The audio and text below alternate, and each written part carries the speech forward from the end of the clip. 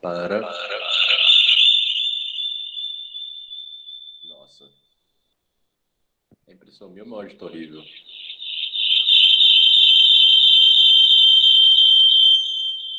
Uau. Uau.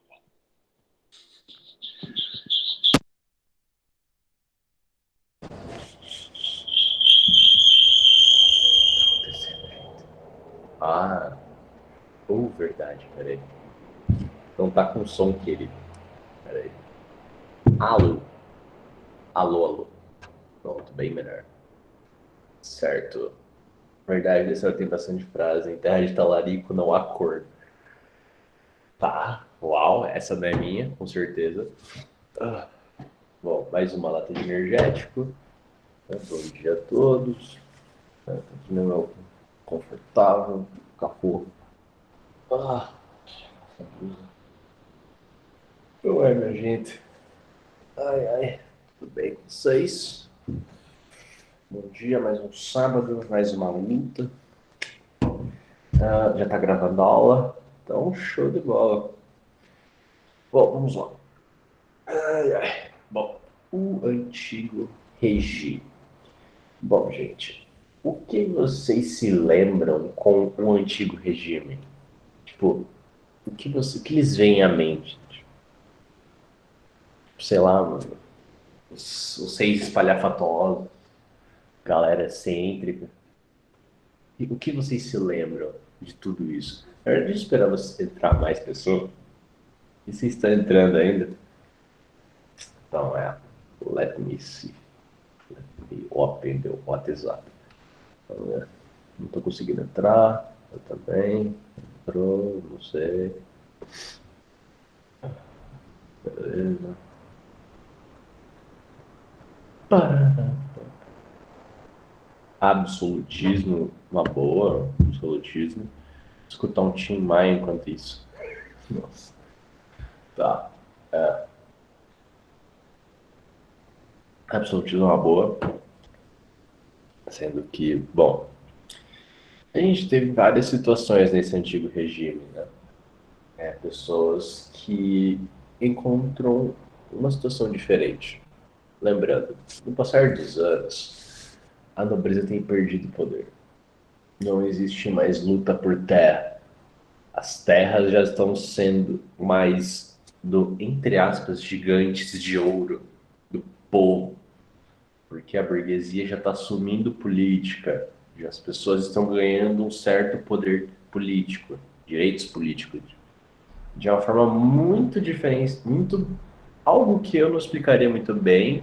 O Rafa e ah, e o outro professor de política saberia melhor. Mas o ponto é que as coisas vão mudando, as coisas estão mudando bastante. E agora a gente começa a ver que essas mudanças estão chegando a um patamar querendo ou não previsto, mas previsto se você tivesse uma visão a longo termo de tipo 200 anos. E bom, a gente já teve duas guerras muito relevantes de nobreza na época. A gente teve as cruzadas, onde muitos nobres morreram. Muitos reis morreram também, mas isso é diferente porque um rei morrer, entra alguém. Um nobre morrer, às vezes não. Então a gente vai vivendo esse dilema de vai, não vai, vai, não vai, vai lá. Então eu já vou começar. Não, vou começar mesmo. Começar. Começar. Pronto. Vai. Ligar. Bom, vamos lá. Vou só avisar no grupo.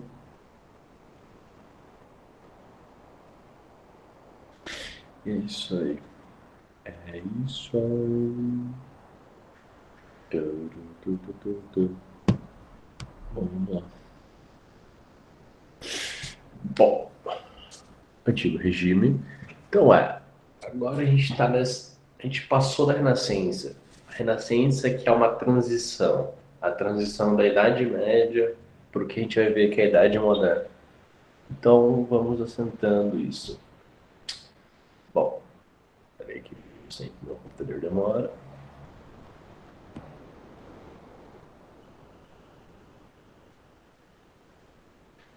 Sistema político. Vamos lá. Origens do absolutismo. Final da Idade Média. Centralização monárquica, formação das monarquias nacionais, aliança rei-burguesia. Bom, o que acontece?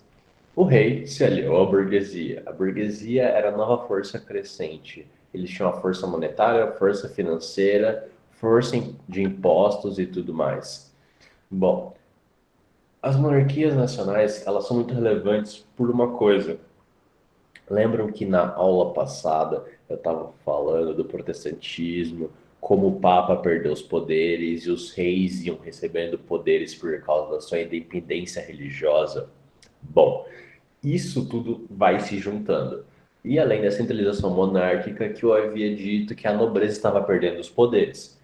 Então, o rei, para passar mais a perna na nobreza que estava falhando por conta própria, eles se aliam com a burguesia. E dependendo da burguesia, você tinha uma religião diferente e por aí vamos.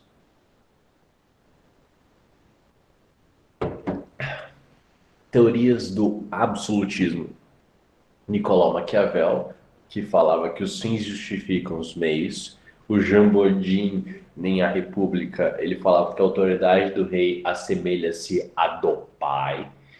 Lembrando, patriarcado total na situação aqui, porque, bom, a linhagem tinha um pouco da lei sálica, que a herança de rei, de cargo de trono, nunca passa para o lado do pai, do pai da mãe. Entretanto, alguns países não tinham a lei sálica. A lei sálica ela é mais famosa na França. Entretanto, outros países tinham ela também.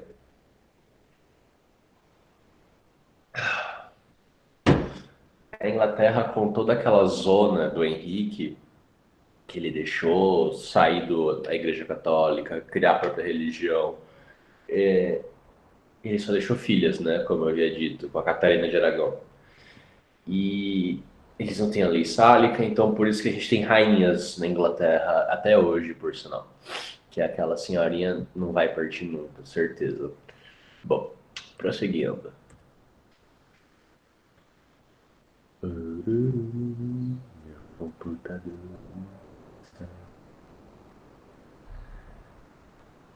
Bom, prosseguindo das teorias absolutistas. Hugo Grotius, do direito da paz e da guerra, a ordem social é preservada pela autoridade ilimitada do rei. Traduzindo, gente, vocês estão percebendo, todas as teorias que eu estou trazendo aqui, elas são todas no conceito de, cara, o rei, ele assim, ele tem que ser imponente, ninguém deveria mexer. Ó, o Jean Rousseau, na política inspirada nas Sagradas Escrituras. Então, pior do que fazer a política de que alguém tem que ser soberano de forma total, é você misturar isso com religião. Então, ele traz a doutrina do direito de origem divina, onde o rei é representante de Deus, onde tem um rei, uma fé, uma lei. Aquela frase, eu sou a lei, não é daqui exatamente, é coisa de Velho Oeste, mas o ponto é, aqui toda a ideia de que toda a política tem que ser incrustada junto com a religião, junto com Deus.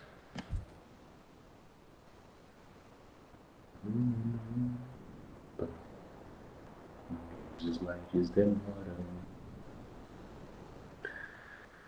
Bom, prosseguindo com as características do Estado absolutista. O período de máximo esplendor do poder monárquico, regime político acentuadamente hierárquico, sem mecanismos institucionais para limitar o poder pessoal dos reis. Na prática, era necessária alianças, as deficiências da máquina administrativa funcionavam como limitações ao poder real. E, óbvio, aspecto opressor vem da necessidade dos reis de eliminar a interferência do poder religioso em assuntos temporais e dos nobres de origem feudal. Traduzindo, lembrando, uma grande coisa que ainda não é exatamente enraizado aqui é a ideia de ter um exército nacional. Porque quando você tem um exército nacional, ele não é composto por nobres. Ele talvez tenha uma cadeia de comando onde os superiores são nobres. Sim, é o que mais vai acontecer nas formações dos slides da aula passada. Eu passarei, desculpa. Toda a ideia da máquina militar é que ela é estruturada e hierarquizada. Acontece que os níveis mais baixos são os que eram camponeses, que tinham uma vida simples, e quando você vê os maiores cargos, os de sangue azul, sempre vão entrar em cargos superiores, no geral. Porque, bom, se vocês até verem, tipo, os membros da família real britânica, eles têm cargos militares. Se eu me lembro, tipo, qual que era? O Príncipe William, ele é piloto de helicóptero e ele fez missões de resgates no Afeganistão. Por aí. Eu lembro muito bem do vídeo, ele, a barbinha dele, pousando helicóptero, entrando numa galera e voltando assim. Mas se você vê toda a ideia do exército e você vê o quão os nobres perderam, é você perceber que os nobres não fazem o próprio exército. Os nobres agora fazem parte do exército do rei. Então, bom, período de máximo esplendor. Vai ter muita arte de rei, os reis não ter dinheiro para gastar em escultura, pintura a óleo. Lembra aquilo que eu falei dos mecenas? Agora os reis são outro nível, entendeu? Tá bom que na época do Renascimento Cultural, o maior mecenas de todos, ironicamente, era a Igreja Católica. Porque, bom, eles tinham muito dinheiro, eles não tinham onde enfiar o dinheiro, então eles faziam construções maravilhosas, pinturas maravilhosas. Capela Sistina, por exemplo, ela existe por causa de investimento da igreja. Bom, o regime ele é acentuadamente hierárquico e não tem limites para o poder pessoal dos reis. Uma coisa que a gente vê muito é que você tem que limitar os poderes, porque senão não existe um equilíbrio. Nesse caso, o único equilíbrio era quando eles pegavam a conta e eles iam se estava no positivo ou no negativo. Porque a única coisa que limitava o rei era o dinheiro. Ele só parava quando alguém virava para ele e falar: ou vai acabar o dinheiro. Aí ele: ah, tá. Próximo ano entra imposto. Dá para fazer agora? Aí eles: ah, dá. Ah, então faz aí. Quarta cena, Palácio de Versalhes. Mas então, prática necessária de alianças, porque ele precisava de alianças entre alguns reis, entre a burguesia, e a burguesia está crescendo muito, se organizando, e daqui a pouco a gente vai entrar em outro sistema econômico mais louco ainda, porque aqui a gente ainda está falando de uma coisa, sabe, não muito diferente.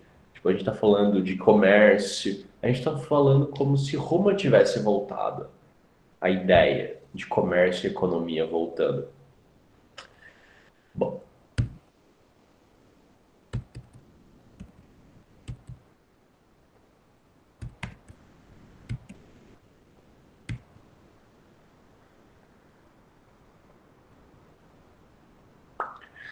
vamos lá. Unidades políticas. Bom, aqui só um mapa, como sempre, eu adoro mapas para demonstrar a situação. Como estavam as coisas? Lembra que nos slides das aulas anteriores, vocês verem, é tudo louco. As fronteiras divididas, você vê que os feudos são marcados à moda à la caralha. É uma situação extremamente confusa e perdida. Aqui vocês vão ver que as coisas estão bem juntas. Reinos espanhóis, grande como sempre, o rei de Portugal, o xerifado de Marrakech E a gente vai vendo que tá tudo uno, tudo sobre várias bandeiras, mas poucas bandeiras ao mesmo tempo, comparado ao passado. Aqui a gente tem uma unidade política das pessoas, de como estão se organizando. Meu slide não passa. Ó, aqui, a diferença. Ó, 1559, 1750, bem menos poluído. Aqui já estava não muito, mas agora tá bem menos. Olha só, que bonito. Bem mais organizado. Ah, vamos lá. Mercantilismo. Sistema econômico que vai marcar essa época e é o que vai continuar até começar a Revolução Industrial. Então origens do mercantilismo. Revolução comercial na Baixa Idade Média. Aliança rei-burguesia. Então vai ter uma unificação política e de mercado. O Estado concedia monopólios para certos burgueses, intervenção econômica e social das comunas medievais, perdas das autonomias. Bom, eu já expliquei bem a Revolução Comercial da Baixa Idade Média. Caso vocês queiram ver, tá tudo gravado no YouTube. A unificação política de mercado, ela é muito importante. Por quê? O mercado, ele estava extremamente atrelado ao fato do senhor feudal deixarem as pessoas entrarem e fazer a feira. E com as óbvias condições de cobrar um imposto absurdo.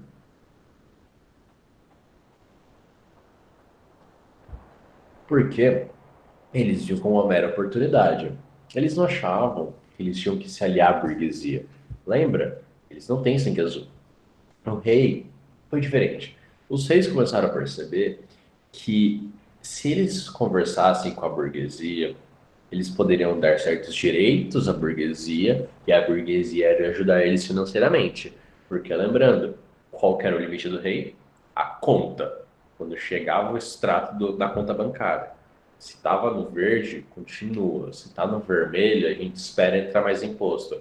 Mas com os burgueses, eles podiam se organizar. Assim, os burgueses teriam mais lucro, aumentariam as suas vendas, portanto, mesmo eles arrecadando uma porcentagem menor do que os senhores feudais, eles continuam arrecadando muito dinheiro. Porque quando a gente vai ter uma unidade política, eles não vão ter que, tipo, seguir o que o senhor feudal está falando. Não, o rei está acima do senhor feudal. Então, a gente não vai pagar esse imposto para ele. Dane-se ele, vamos fazer do nosso jeito, a gente vai pagar o nosso imposto para o rei. E aí o que acontece? O rei vai dando os direitos políticos, ele vai dando a chance deles se organizarem em sociedade, e monopólio, como eu já havia dito. E, gente, monopólio, você escolhe o preço das coisas. Quando você escolhe o preço das coisas, você sempre lucra, e muito, por sinal. Porque você não tem com quem competir. É tudo uma curva de mercado, porque agora a gente tem uma aliança dessas duas partes. E eu fiz um quadro. Pronto. Bom, intervenção econômica e social das comunas medievais, perdas de autonomias. O que acontece? Bom, problemas do mercantilismo. Como o rei vai dar monopólio para certos burgueses, o equilíbrio que se havia criado dentro das comunas medievais feitas pelos burgueses, que eu havia dito anteriormente, de quando eles se organizavam, é que, bom, eles vão perder seus direitos de certa parte. Certos burgueses eram valorizados, certos burgueses não. Então, sim, havia uma disparidade entre uma burguesia e outra. Irônico. Então, sim, haviam burgueses mais privilegiados porque eram amigos do rei e os outros que haviam se organizado de uma forma igualitária para ter sua própria política, começa a perder esses direitos. Então, isso é uma clara nota de absolutismo tirando poderes.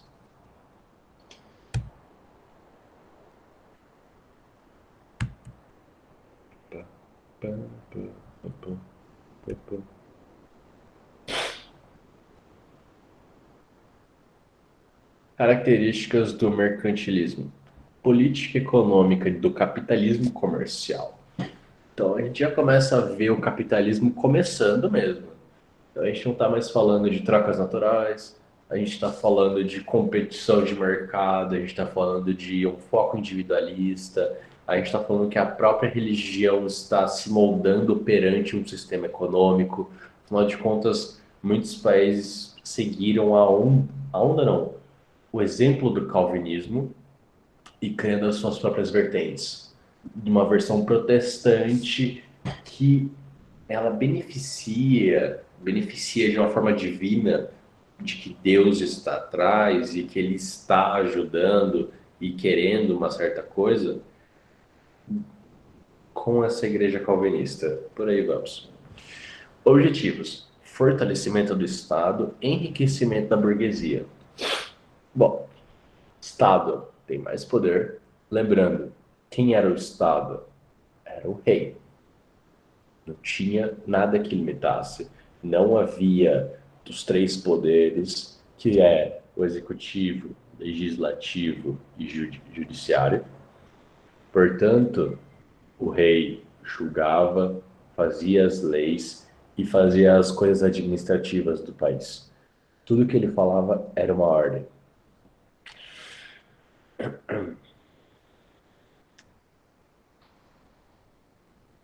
Cravei. Metalismo. Acumulação de moedas dentro do país. Lembrando, gente, naquela época já havia a expansão marítima. A gente já está falando de que a Europa, vulgo a Espanha e Portugal ainda não, mas a Espanha sim, eles já saquearam a América. Eles já conseguiram o ouro da América.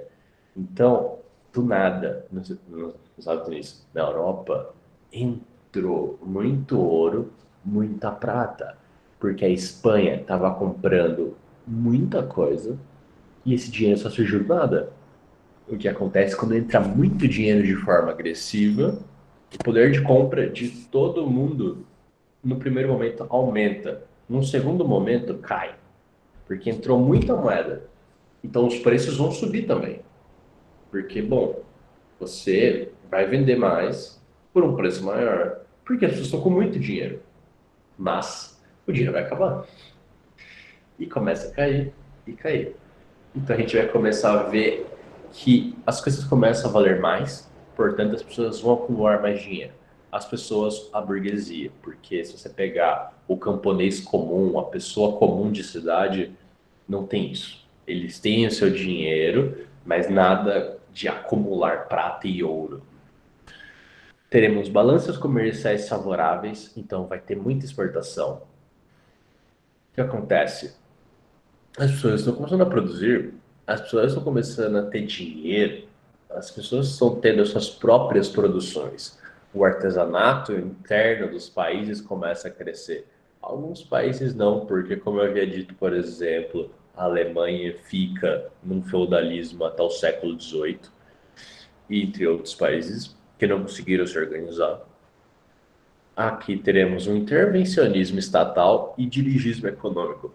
Portanto, a gente vai ter vários monopólios, vários é impossível, mas monopólios localizados em poderes da burguesia que o rei cedeu, e nós teremos intervencionismo estatal. Com esse dirigismo econômico, que vai ser esse protecionismo alfandegário.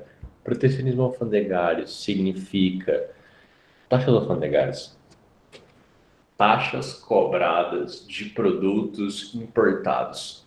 E isso serve para você tentar valorizar e que os produtos internos que são feitos no seu país sejam valorizados. Entende? todo o conceito de proteger sua economia. É o que a gente vê muito nos Estados Unidos hoje em dia. Antes, na época do Barack, do Obaminha, ele estava com taxas alfandegárias baixas e ao invés dele ter essas taxas alfandegárias, ele dava um subsídio econômico para os produtores que trabalhavam dentro do país, entende? Porque aí eles conseguem competir com os preços de fora, vulgo a China. E, por exemplo, o Trump estava conseguindo, assim, nós, Brasil e Argentina, estava conseguindo fazer comércio com os Estados Unidos com taxas baixas. O que acontece? A nossa moeda desvalorizou, traduzindo o nosso produto dentro dos Estados Unidos é mais barato. E eles não conseguem competir com isso porque a moeda deles é deles. Eles não estão com uma desproporção do dinheiro, como a gente e a Argentina. Portanto, o Trump aumentou as taxas alfandegárias dos nossos países, dos nossos, não sou argentino, calma, mas da Argentina e do Brasil. Por quê?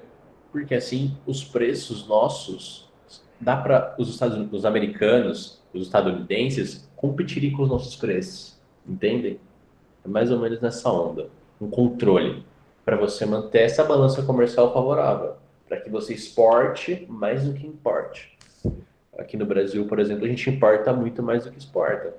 A gente está com a balança comercial negativa. Bom, prosseguindo. Sistema colonial, que é uma coisa que.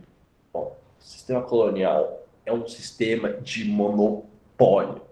Monopólio. Não se esqueçam disso. Se existe uma colônia, eles só fazem negócios com um lugar, a metrópole. Traduzindo, a colônia do Brasil só vai vender as coisas para Portugal, porque é a metrópole. E Portugal vai revender para os outros, porque eles lucram.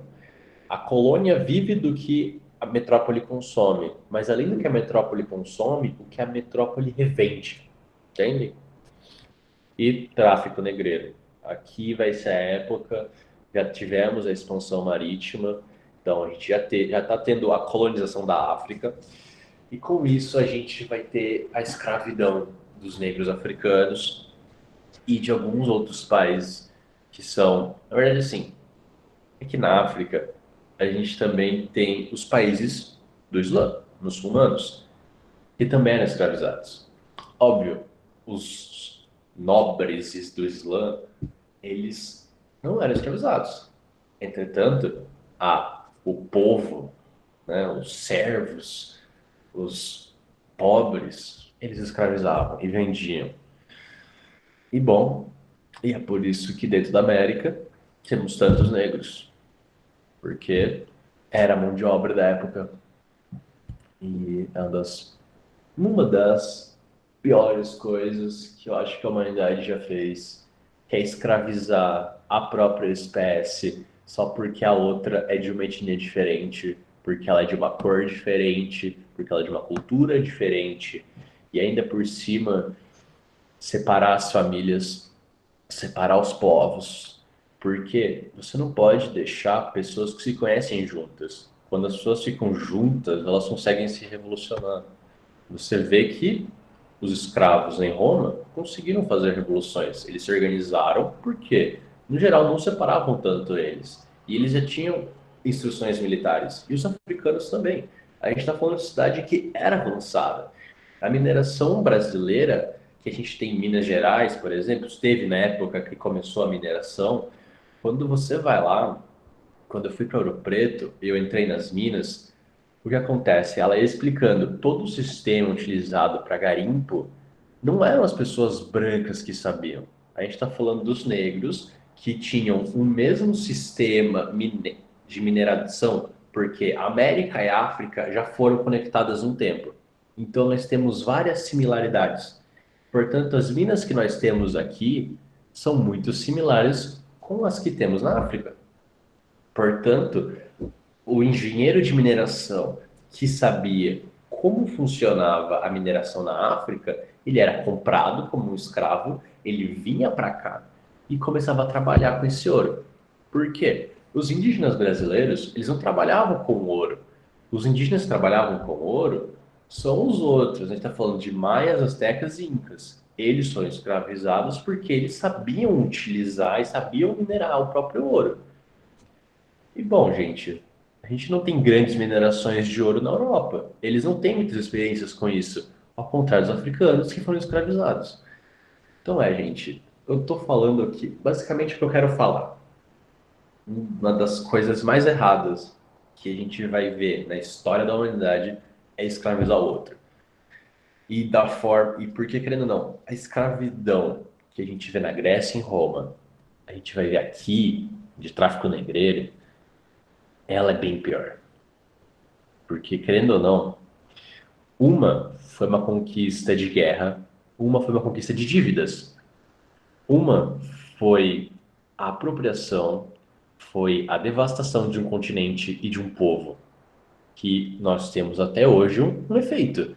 Vocês não veem uma unidade política na África.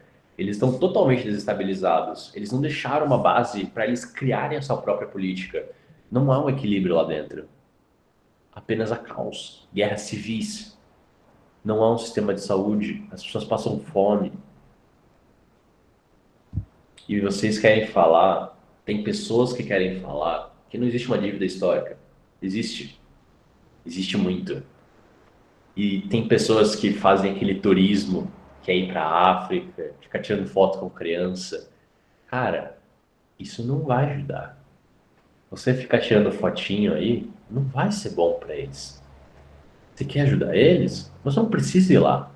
O dinheiro que você gastou na passagem, você pode gastar com doações para instituições que estão lá dentro e poderem apoiar eles.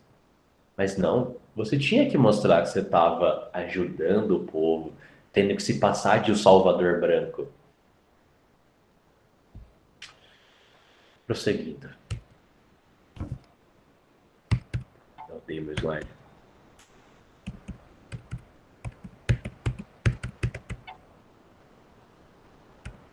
Vai. Tipos de mercantilismo. Como eu já havia dito, a Espanha. Então a gente vai ter metalismo, bulionismo. Fluxo de ouro e prata do México e do Peru. Desestímulo à produção agrícola e industrial e revolução dos preços. Inflação. Então, vocês querem saber por que a Espanha está quebrada até hoje? Simples, eles tiveram muito dinheiro. Entrou muito ouro, entrou muita prata. Então, eles compravam dos países que produziam. Então, quem lucra mais? O país que produz e tem uma renda baixa, ou o país que recebe muito ouro e muita prata e está podendo comprar o que quiser? O que produz. Porque o que acontece? Como eles só compram, eles não têm uma balança comercial positiva. Uma balança comercial negativa. Eles não produzem, eles não exportam, eles apenas importam. Então, a produção agrícola da Espanha ficou fraca. Por 100 anos, eles não produziam quase nada. E industrial, muito menos. Eles não precisavam sujar as mãos. Eles têm ouro e prata para isso. Na maioria das vezes, as fotos que são divulgadas da sua criança sequer são autorizadas por um responsável da criança. Exatamente. Não existe isso. Eu estava vendo um cara da África que tem essa ONG, uma ONG organizada no próprio país para ajudar as pessoas, e estava dando uma entrevista e ele falava que as pessoas, ah, não, eu só tô tirando essa foto para ter uma lembrança para o futuro. E quando ele vai ver, a pessoa postou a foto no Instagram e por aí vai. Até os adultos, a maioria não sabe que tiraram foto e postaram, ninguém sabe. Muitas pessoas não sabem às vezes o que é uma câmera, querendo ou não. Sim, chega a ser ridículo esse complexo de messias que as pessoas têm para masturbar o próprio ego. Professor, não entendi essa questão da Espanha. O que você não entendeu exatamente, Andressa? O que eu quis dizer de sistema econômico? Ou, realmente, sistema econômico? Ou o que é, como funciona a inflação? Me explica o que você não entendeu. Só para eu explicar melhor. Porque, bom, fluxo de ouro e prata. Vamos lá. Entrou o sistema econômico. Beleza, vamos lá. México e Peru. Sociedades avançadas que tinham tanto ouro quanto a Espanha não, quanto a Europa já viu na vida. A gente está falando de muito ouro. muita prata. Até hoje tem muito ouro, muita prata e muito cobre. O que acontece? A Espanha foi e saqueou o México e o Peru, ok? Eles saquearam e eles ganharam toneladas de ouro e prata, do nada. A gente vê histórias até hoje de navios que afundaram com ouro e prata, de carregamentos que vinham do México e do Peru, afundou e são tesouros a serem encontrados. Quando eu falo, é muito dinheiro. É literalmente, teve o sequestro de um dos seis, de um rei do México, e o resgate foi pago.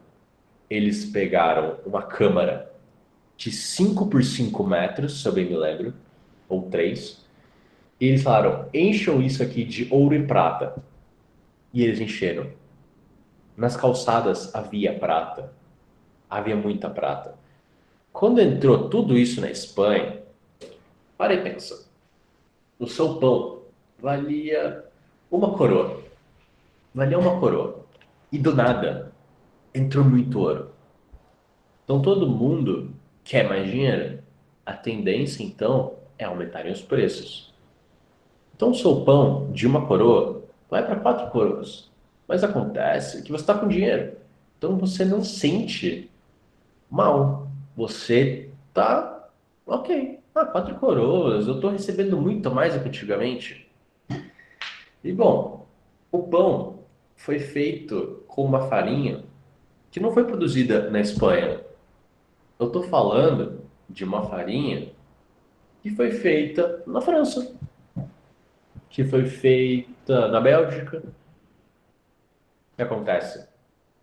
Ao invés de você pegar o seu dinheiro que você acabou de ganhar, você investir na sua própria produção, então você usar esse dinheiro para aumentar suas produções agrícolas, para aumentar suas produções de manufatura, sua produção futuramente industrial, que 1700 e pouco, o que acontece?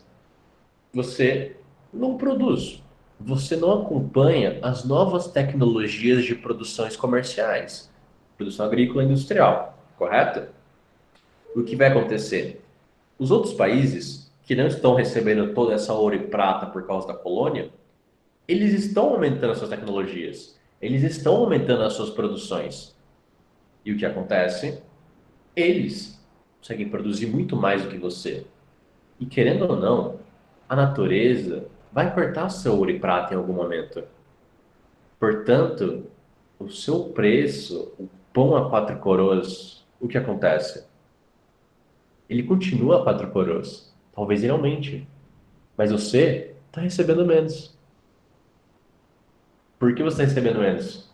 Porque no seu país não existe uma balança comercial. Ao invés de você ter pego todo aquele dinheiro e ter começado a entrar mais dinheiro ainda, mas não pela colônia em si, mas pelo que você produz, você só entrava dinheiro pela colônia. E só sai dinheiro agora para comprar as coisas. Porque você não consegue fazer essas coisas. Você não tem como fazer e produzir tanto para atender a sua demanda. E o que vai acontecer com isso? A sua economia em algum momento vai quebrar. E é por isso que eu falo, a Espanha, além tem outros motivos da Espanha ser quebrada hoje em dia, mas esse é um dos mais fortes. Eles não se desenvolveram, entende? E ainda por cima teve a guerra da Espanha, então a Guerra Civil Espanhola, ela tem uma coisa que é, eles não participaram da Segunda Guerra Mundial, efetivamente. O que acontece com isso?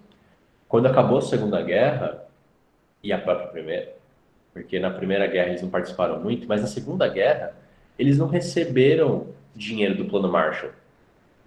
Portanto, eles não tinham dinheiro emprestado dos Estados Unidos para reinvestir na sua economia, porque eles não participaram da guerra. E isso cria um ciclo imenso. Basicamente a Espanha se sentenciou nesse momento. Óbvio, eles têm um estilo de vida, eles pertencem à União Europeia, mas a gente vê uma grande falha de planejamento econômico da época. E claro, isso também tem muito a ver com o fato que o sistema econômico, o sistema político é o absolutismo. Afinal de contas, um rei não é formado em economia, não é mesmo? Bom, prosseguindo.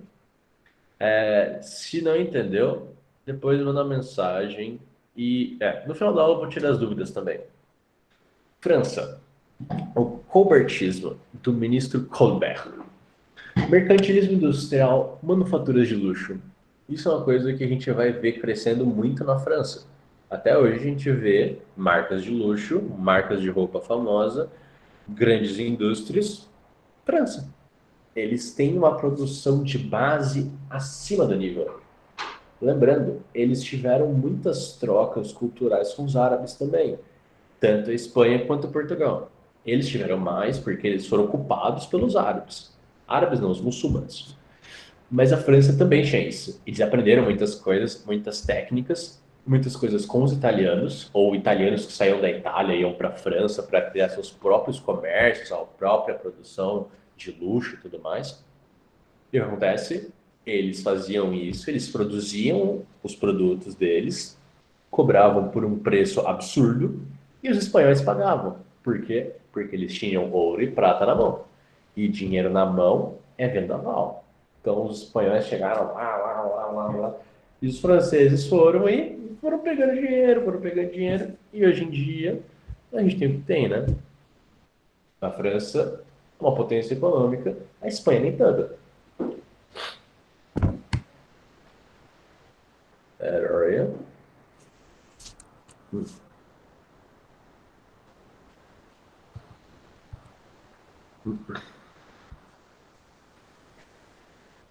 Inglaterra, comercialismo. Mercantilismo comercial. Comprar barato e vender caro. Estimula a construção naval, companhias de comércio. Bom, os ingleses são famosos. São os famosos que vão ficar muito ricos e vão dominar o mundo. Por quê? Porque, como eu sempre disse, a Inglaterra não tem muitas fontes naturais. Óbvio, ele tem um solo até que fértil, mas, por exemplo, eles não têm uma minas de ouro, eles não tinham colônias fortes, eles tinham pouquíssimas colônias. Entretanto, uma coisa os ingleses sabem, e eu sempre disse isso para vocês, desde que surgiu a Inglaterra, né, o Reino Unido, quando todos aqueles reinos se uniram, existe uma coisa muito clara. Quando o seu país é uma ilha, todo mundo sabe um barco, ok? Ok. Então, o que acontece? Construção naval estimulada. Estamos dando um subsídio econômico para fazer barcos. O que vai acontecer? Vão fazer barcos. Esse barco é um SEDEX, correto? Traduzindo, você vai receber a taxa de frete. E isso era um comércio imenso. E até hoje é. O comércio marítimo é algo muito forte. Porque não é tão caro quanto um avião. Não existe pontes que atravessam continentes. Portanto, não dá para ir por carro ou por trem. Então, qual a forma mais eficiente de você fazer uma compra de longe? Barcos.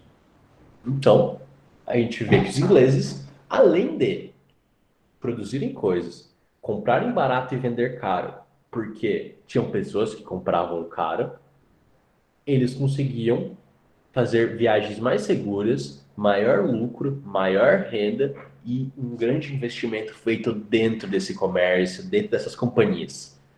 E não é à toa que no futuro eles vão dominar o mundo, mas depois eles perdem. Bom, prosseguindo. Províncias Unidas, que são os atuais Países Baixos. Então, a gente tem um foco comercial e industrial. Eles também têm indústria naval. Os Países Baixos, a gente conhece como Holanda. Eles são, digamos, que os eternos rivais da Inglaterra. Eles bateram muita cabeça. Esses dois queriam muito lutar. Spoiler de graça, assim. Ah, gente, a história. História não é spoiler, já aconteceu. Bom, então o que acontece? Nesse caso, a frase do professor Rafael se encaixa perfeitamente. Se tem mais de 20 anos, não é spoiler, é fato.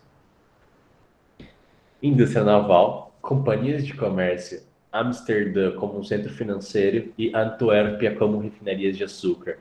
Então, Eles compravam a cana-de-açúcar das colônias de outros países, além de os Países Baixos fizeram muitas colônias legais, entre aspas, desculpa falar colônia legal na mesma sentença, mas é porque eles conseguiram muito lucro, eles conseguiram várias produções. E o que acontece? Eles colocavam toda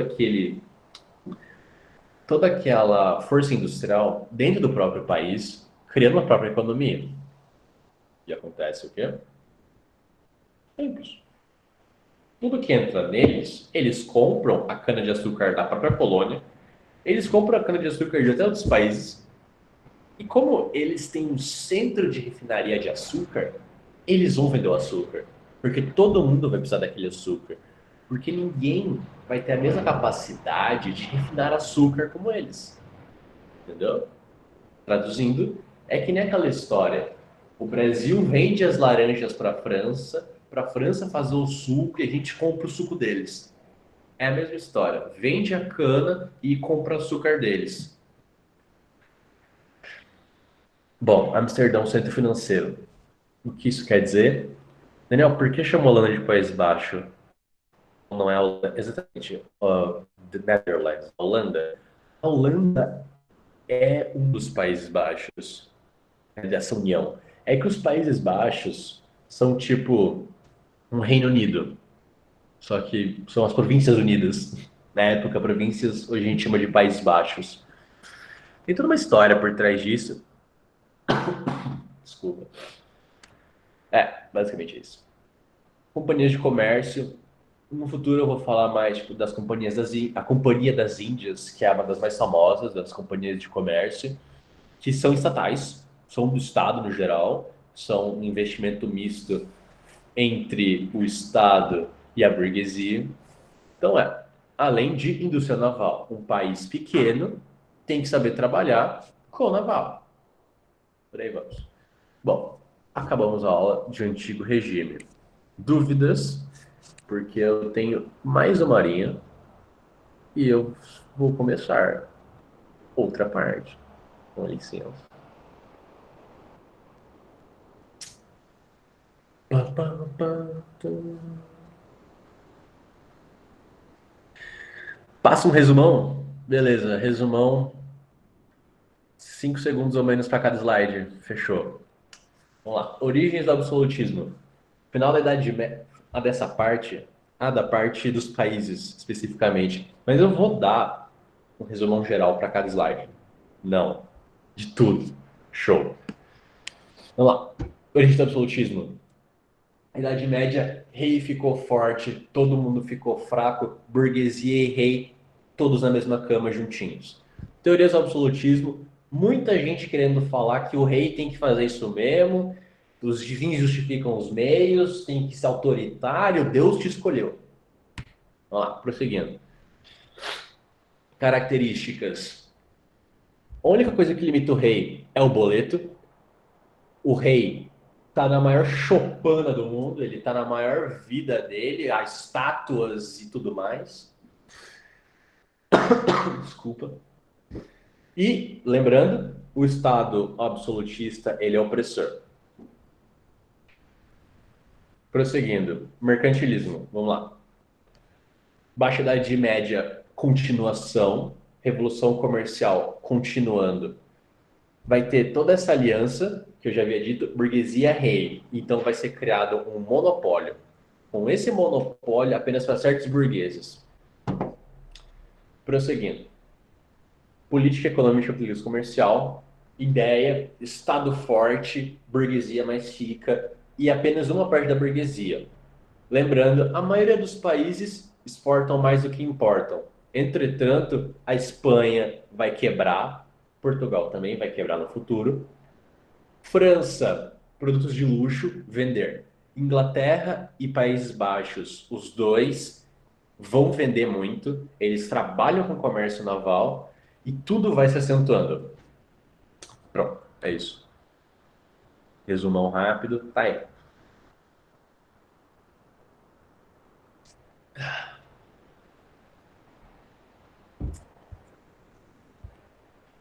Ok, melhor resumão. É, É rápido, né?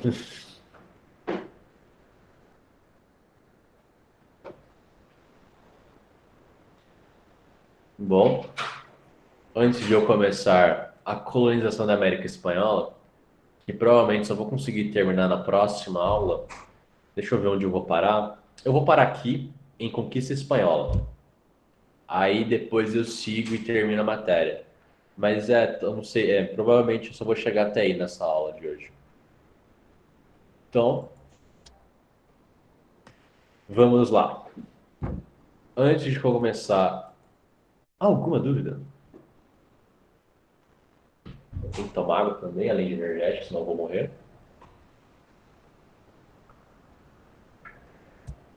Vai até que horas a aula? Até às 11.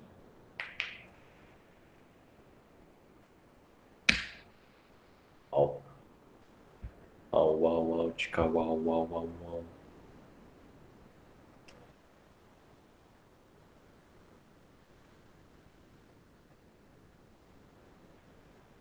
Purupa. Portugal quebra antes ou depois de tomar Brasil? Depois, bem depois. Não, não, colonizar, tomar o Brasil. Chegou, pisou, é meu! É não. Portugal, os dois países ibéricos, porque é a Península Ibérica, eles quebram pelo mesmo motivo. Colônias muito fortes, uma projeção econômica de comércio marítimo muito forte no começo. Eles tinham muito esse ar de exploradores, né? Eles saíam muito para explorar e dominar o mundo. Eles dominaram o mundo e eles pararam por aí. Eles não pensaram que eles precisariam produzir as coisas, começar um comércio, uma produção dentro interna. Portugal quebra basicamente nas mesmas também. E ainda por cima tem mais aquele motivo que eu havia comentado. A gente teve toda aquela ditadura de Portugal. Eles não entraram na Segunda Guerra Mundial. Eles não entraram no Plano Marshall. Não entrando no Plano Marshall, você não tinha um investimento americano. E por causa disso, hoje em dia, eles também são meio quebrados. Quebrados num padrão europeu. Nada como outros padrões de economia. Cresceu, cresceu, cresceu e depois caiu. Isso não. Cresceu, cresceu e depois caiu. Extorquir. Ah, é. Exato. É isso. Mais alguma dúvida? Eu vou contar. Meu relógio vai dar. Quando meu relógio der 10h11, meu relógio adiantado, ignorem isso, eu já começo. O porquê o relógio é adiantado? Porque, bom, eu atraso para as coisas, então eu sempre adianto ele em 8 minutos. Porque você quer. Justo.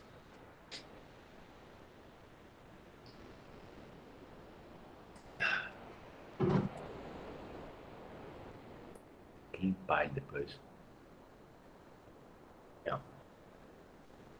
10h11 específico, não é porque faltava 1 minuto para 10h11 no meu relógio, então, não gosto de números ímpares. Eita, que pena, cara. Agora eu só vou falar número ímpar. Só vou falar número ímpar. Sorte sua que essa aula é a 8. Bom, já deu aqui no meu relógio. 3, 2. Bom, nenhuma dúvida. Qualquer coisa, se tiver com vergonha de fazer a pergunta aqui, pode me mandar pelo WhatsApp. Show, show. Vamos lá, puta. Vamos lá, peraí. Sai daqui. Tá. América pré-colombiana. Eu vou, antes de falar da colonização em si, eu vou falar um pouco da América antes de tudo começar. Antes de tudo, os europeus chegarem e saquearem a terra. E, sabe, o genocídio dos indígenas e por aí vamos. Vamos lá. Vou falar como se organizava esse continente. As civilizações da América Central. Organização semelhante aos povos do Antigo Oriente. Rígida centralização, poder teocrático, obras hidráulicas para tornar a agricultura possível. Então, já estamos falando de um povo organizado, um povo que se baseia muito na sua própria religião, religião politeísta, e o poder nas mãos de alguém. um imperador no geral, ou algum rei. Eles não tinham esses nomes, imperador ou rei, mas a gente chama dessa forma.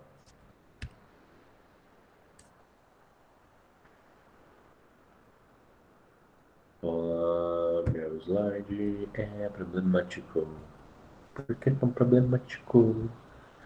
Maias. Vamos lá. Não estou falando do presidente da Câmara dos Deputados, estou falando da civilização maia. A partir do século IV depois de Cristo, Península de Yucatán, de onde se expandiu em direção à América Central. Não chegaram a formar um império unificado, organização com base em cidades-estado independentes. Os maias relembram muito os gregos. Predomínio social de uma elite hereditária de sacerdotes e militares que dominava as populações das aldeias vizinhas, sujeitando-as ao trabalho compulsório coletivo. Seu apogeu econômico e cultural entre os séculos XI e XIII, astronomia e matemática, desculpa, astronomia e matemática, eita, travei. Astronomia e matemática como principais realizações culturais.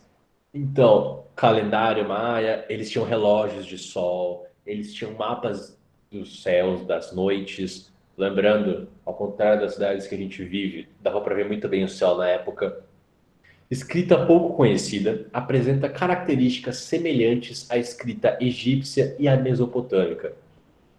Isso é extremamente interessante, gente, porque isso daí é um pote de ouro para conspiracionistas, como é que é? Conspirólogos, né? E para arqueologistas. Porque, gente, a gente está falando aqui de uma sociedade que basicamente os espanhóis destruíram muito dos seus registros, além de que os mais também foram atacados por outras civilizações. Então, aqui um mapita, uma ficha da civilização maia. Então, a gente vê aqui o que a gente chama de Golfo do México, o que a gente chama de Mar do Caribe, o Oceano Pacífico. Eles tinham várias conexões. E essa aqui, essa como é que fala? Península, a Península de Yucatán. Astecas. Aqui a gente está falando de algo mais organizado. Então, a partir do século XIV, México tendo por base a área em que se situa hoje a cidade do México, local onde se ergueu a capital do império, Tenochtitlan. Desenvolveram um império que se estendeu por mais de 300 mil quilômetros quadrados do atual México até Guatemala. Organização econômica com base na agricultura e na exploração das populações dominadas. Sociedade apresentava uma estrutura rígida, no topo da qual se encontrava uma camada de aristocratas e chefes militares, além dos sacerdotes. Domínio sobre a massa de camponeses submetidos a um regime de servidão coletiva, além de um grande contingente de escravos, normalmente prisioneiros de guerra. E o que isso quer dizer? Bom, da mesma forma com os maias, teocracia, sacerdotes têm muito poder, muita influência, o poder militar vai redigindo muitas situações que a gente vai encontrar. E o que acontece? A gente está falando de um império muito grande. 300 mil quilômetros quadrados é muita coisa. Mas muita coisa mesmo. Então, mesmo nesse sistema rígido, nesse sistema teocrático, eles faziam avanços, matemática, astronomia, economia, coisas surpreendentes até hoje.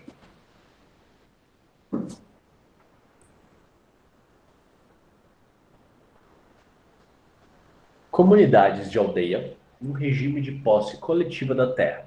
A administração dessas aldeias, feita por uma vasta burocracia de funcionários, apoiados numa forte estrutura militar. Apogeu do Império durante o reinado de Montezuma II, 1503-1521, quando se tornaram os senhores absolutos da região. Foi nessa época que se defrontaram com os conquistadores espanhóis responsáveis pelo fim de sua civilização. Não parece grandes coisas no mapa que eu estou mostrando, mas, gente, isso é muito. A gente tá falando de um povo organizado, muito organizado. Um povo que tinha, por exemplo, ele sabe, como a gente sabe quantos indígenas morreram naquelas regiões, astecas, maias e incas, eles tinham uma espécie de IBGE. Eles sabiam, deixa eu pegar a blusa, tô com frio. Eles sabiam quantas pessoas tinha antes. Como eles sabiam que o reinado dele foi de 1503 até 1521? Eles tinham um calendário, eles tinham uma organização. Eles sabiam como funcionavam os ciclos do ano. Eles entendiam o conceito de verão, o conceito de inverno.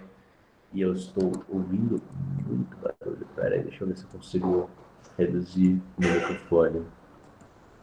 Tá. Nossa, ainda dá pra ouvir. Ah, caraca, gente. Ah, professor streamer, desculpa. Vamos lá. Eu não vou conseguir.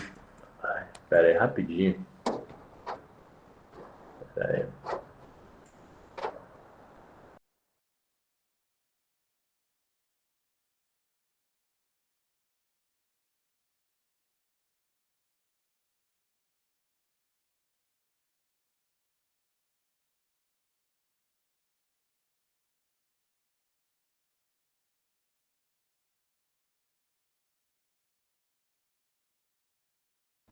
Voltou.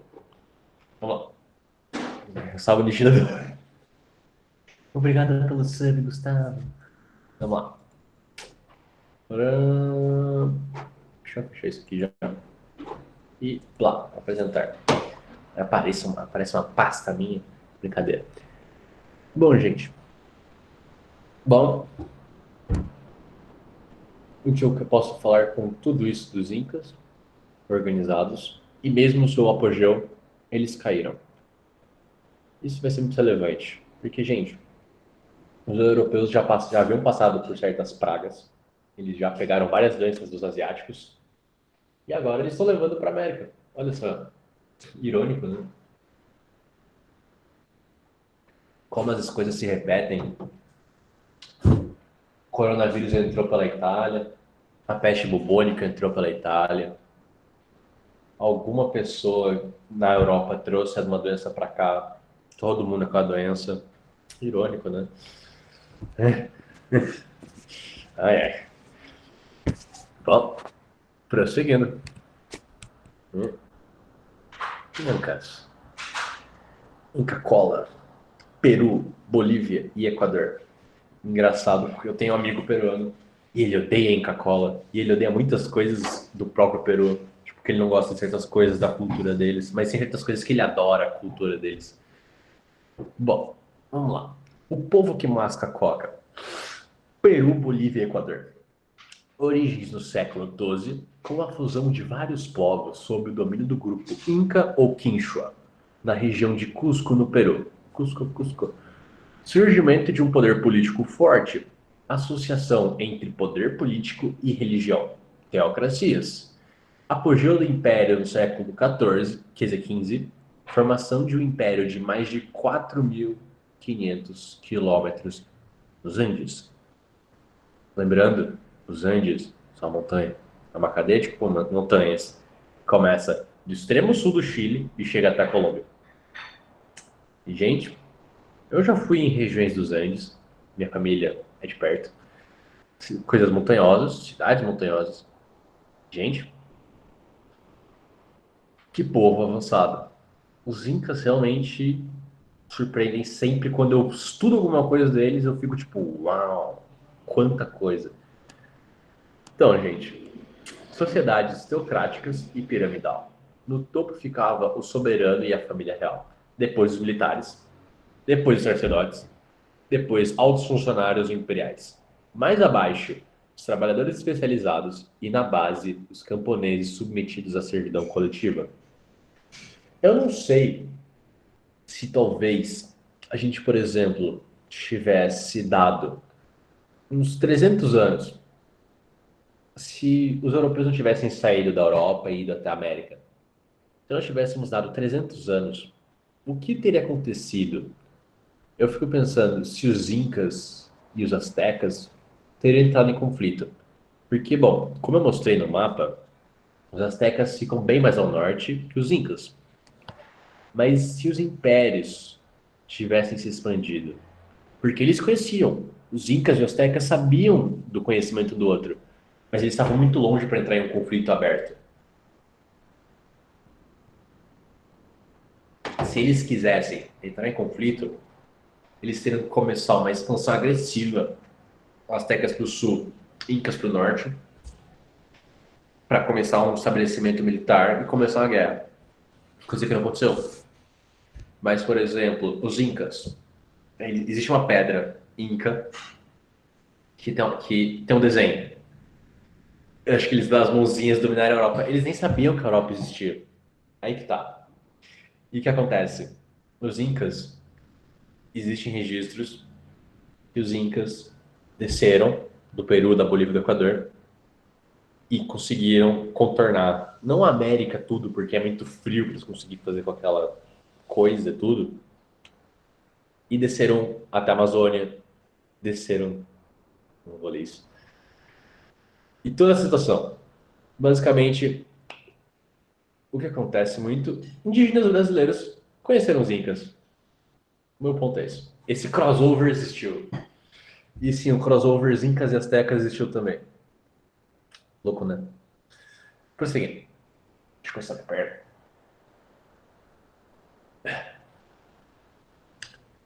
Bom, como agora eu já expliquei como funciona a sociedade, vamos lá. Prosseguindo. Terra como propriedade do Estado, camponeses sujeitos à mita, que é uma explicação futura, eu vou dar a explicação futura. Morte do imperador Huayna Capac em 1525 provocou uma violenta disputa sucessória entre seus filhos Huáscar e Atahualpa. Essa disputa enfraqueceu o império bem no momento da chegada dos espanhóis. Então, o que eu mais gosto de demonstrar aqui, meus lindos, é o seguinte: como eu posso falar isso? Os espanhóis têm muita sorte. Porque quando os espanhóis chegaram, eles chegaram nos impérios mais fortes, e eles estavam desestabilizados. Porque se eles conseguissem convencer ou o Huasca ou Atahualpa, eles já tinham alguém para apoiar, começar uma guerra civil e vencer. Depois você mata o Huasca ou o Atahualpa, ou você deixa um governo fantoche e pronto. Você tem uma colônia. Simples, né? Ai, cada coisa, gente. Que momento. Acho que eu vou continuar. Bom, antes de qualquer coisa, eu vou no banheiro. Qualquer dúvida, deixem aqui no chat, eu já volto.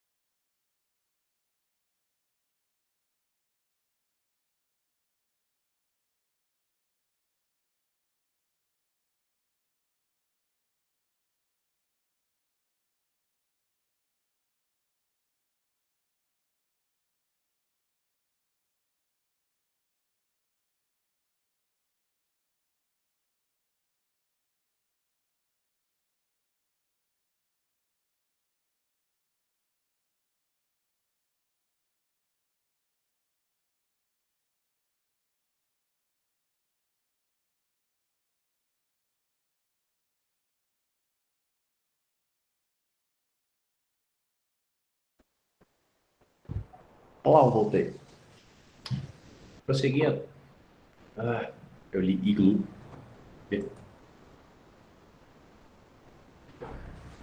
Verdade. Nossa, verdade, estou vendo minha área de trabalho, né? Não tem nada de errado aqui. Prosseguindo. Você está apresentando para todos. Prosseguindo. A conquista espanhola. Agora que eu dei um breve panorama de toda a situação da América pré-colombiana, e o professor morre, tá louco, tio? Ninguém vem com esse papo.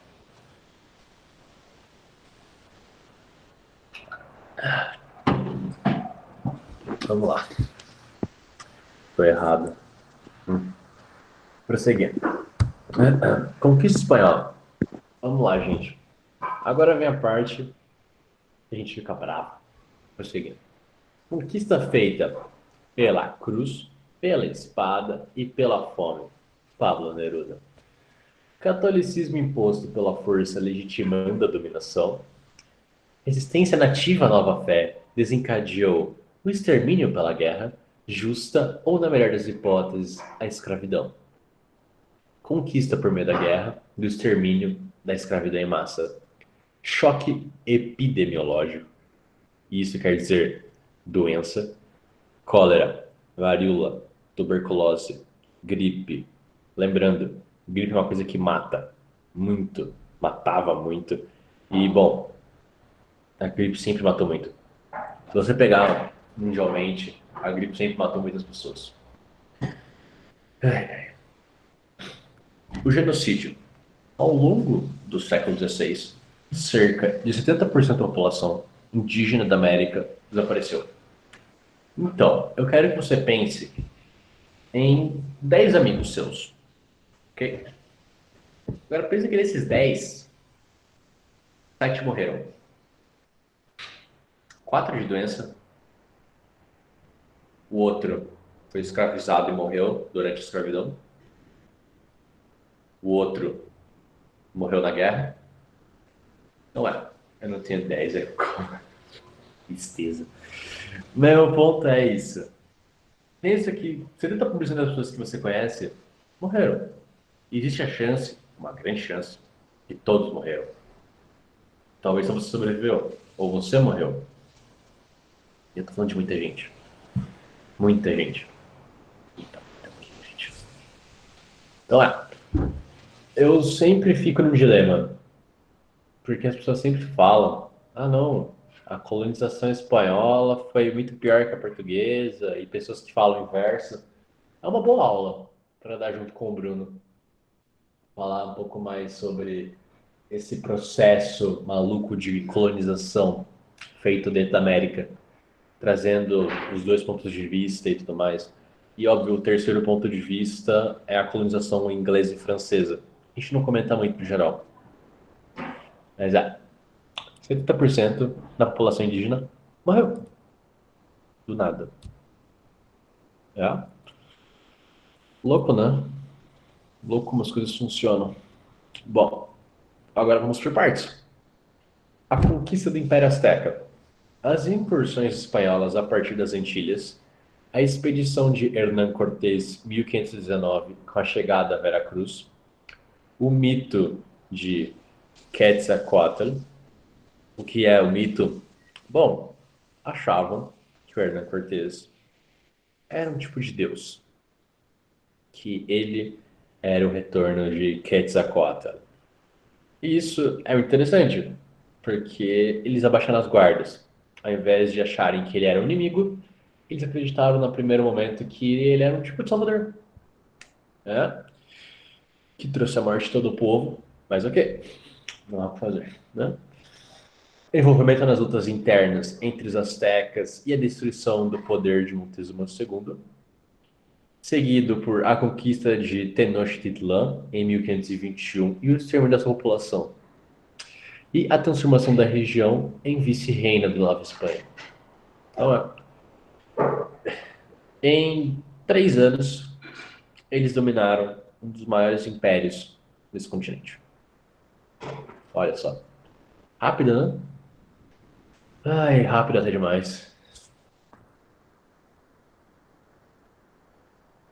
Agora vamos para outro império. A conquista do Império Inca, facilitada pela guerra entre os dois herdeiros ao trono, a invasão por Francisco Pizarro em 1532, a aliança com povos dominados pelo Império e a implosão de Atahualpa, a tomada de Cusco e Quito em 1533 e o fim do Império. Então, o Pizarro entrou, dominou tudo. Aqui tem o mapa de todas as expedições e como foi feitas as manobras militares e políticas. Pois é, foi tudo muito rápido. Lembrando que já tinha o Tratado de Tordesilhas, o famoso Tratado de Tordesilhas. Maior mamata que já existiu entre um Papa e dois reis. Bom, prosseguindo. Mas basicamente tudo foi muito rápido. A doença veio devastando, exércitos de formas diferentes, cavalos, já tinha armas de fogo, mas mesmo assim, matar 300 mil indígenas num conflito armado contra 20 mil, ou menos até agora, não me lembro. Mas bom, muita gente que dominou tudo. E instabilidade política interna. O Atahualpa e tinha o Huáscar. Você mata um, prende outro. Tadã! Bem simples.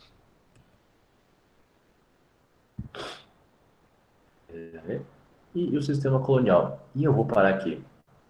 Eu acho que já é muita coisa por hoje. Que agora sim, acho que a gente vai mais uns 6 slides. Eu acho que já tá bom por hoje. A gente para aqui. Não é? Dúvidas? Vou ficar aqui um tempo aguardando as dúvidas dos senhores. Então, deixa eu já tirar minha tela daqui. Então,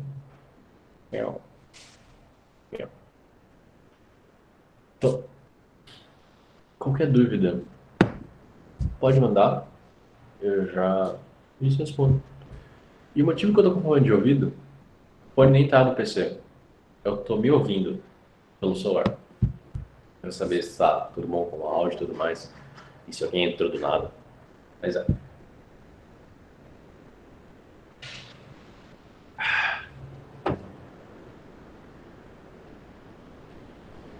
O nome disso é amor próprio. Vamos lá, amor próprio. Ouvir a minha própria voz em loop infernal. O mito, vamos lá. Nossa, eu estou falando daquilo que é horrível. Vamos lá. Ah, ah, ah.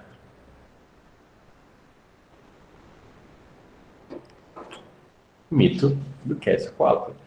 Basicamente, a ideia de que em algum dia dos mares iria voltar e queria vir esse Deus.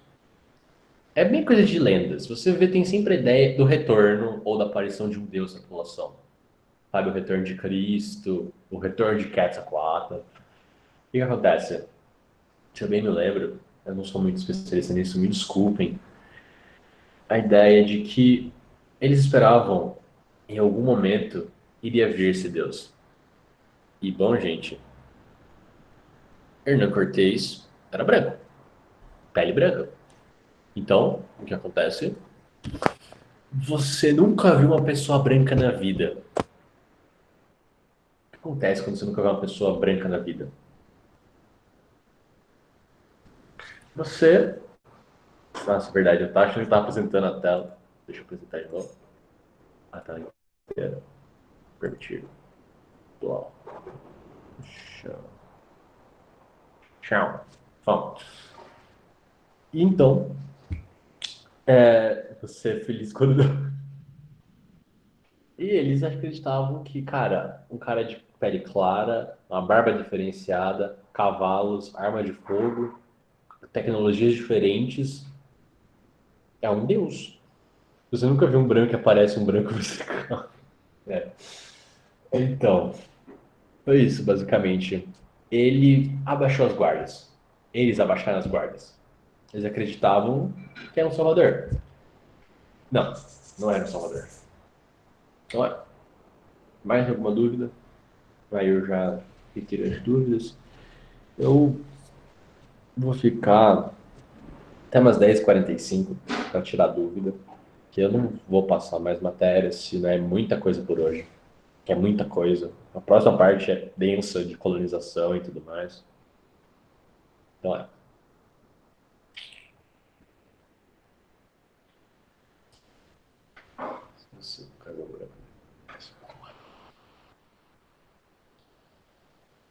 Aí se você parar pra pensar, se por exemplo, digamos,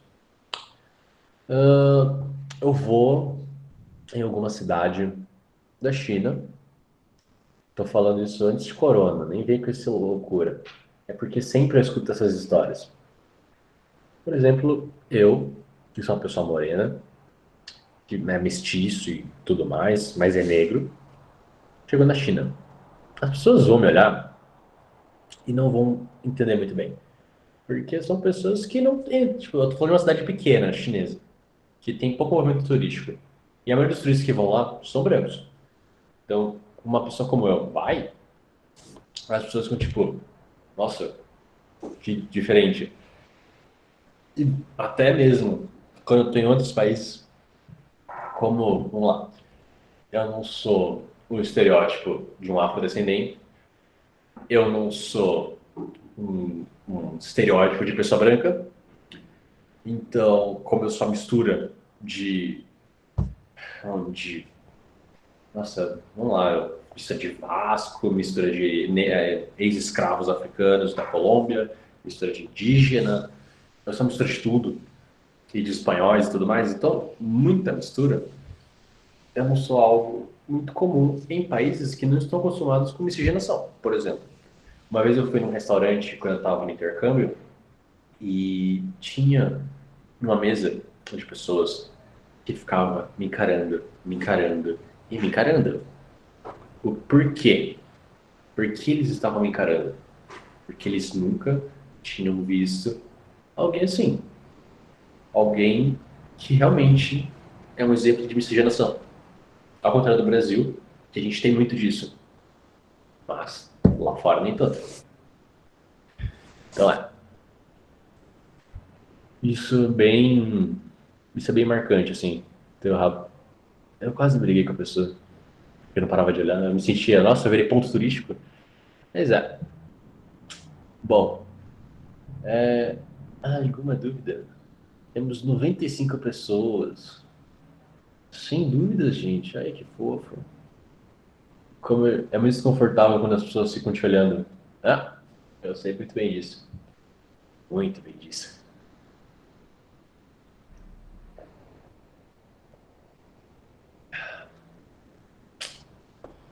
Ai,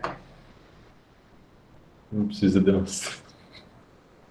É engraçado, porque, por exemplo, minha avó, ela é branca e loira. Então, toda vez que eu tô com minha avó, as pessoas ficam me olhando. Fico olhando pra ela, olha pra mim. Eu tenho semelhanças faciais, a gente tem uma boca muito parecida e tudo mais. Ah, eu já explico a diferença. Mas o ponto é, as pessoas sempre acham estranho, porque ela é minha avó. E eu, de longe, não aparento ser o neto dela. Mas quando a gente começa a falar, a gente parece bem vó e neto. Bom, vamos lá. Principal diferença entre o povo Inca e Azteca. Como eu posso dizer? As maiores diferenças. Primeiro, geografia. A geografia altera o projeto urbano deles.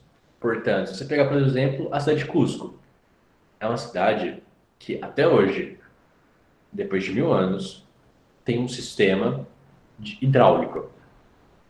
Tem as fontes de água e essas fontes, eles criaram um caminho de aquedutos, entre aspas, que utilizam o relevo da cidade, porque é uma cidade montanhosa. Então a água começa lá embaixo e vai descendo. É um sistema que funciona até hoje. Por quê? Porque a geografia andina demandou isso. Que um sistema de água foi feito dessa forma. Se você vê aqui, os mapas são muito diferentes. Os Incas, eles são um império de costa, uma costa só o Oceano Pacífico, ok? Conectado por vários rios, ok?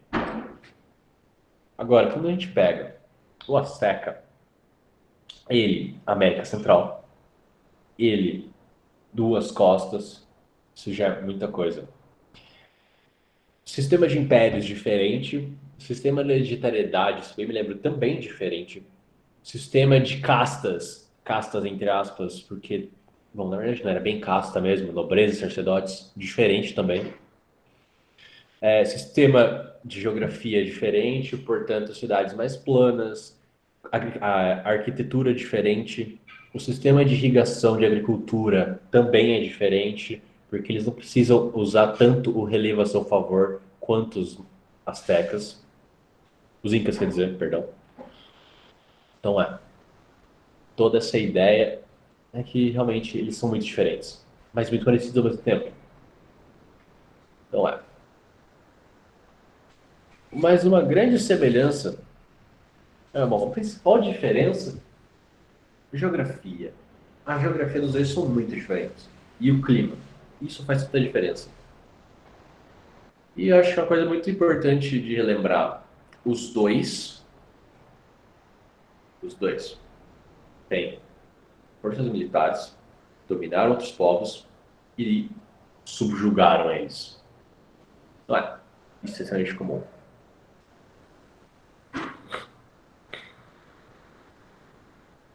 Não.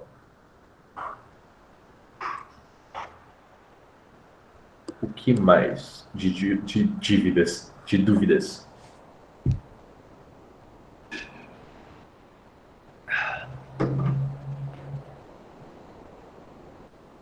Qualquer coisa, eu já vou ir terminando a aula, para vocês poderem tomar um café da manhã, para se prepararem para a aula da professora Juliana. Na verdade, deixa eu falar com a Carol, para ver se a presença já foi computada e tudo mais.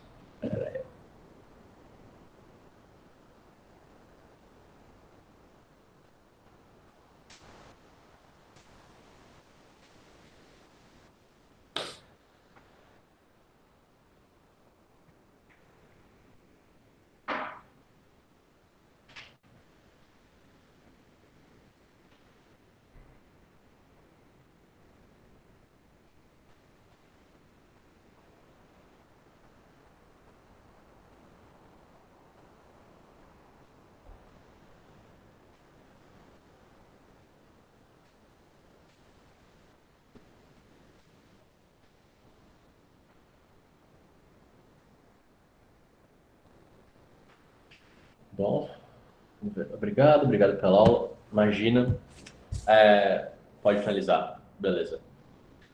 Bom, sobre os resumões típicos que eu faço na próxima aula, quando eu terminar o assunto de América, porque é muita coisa.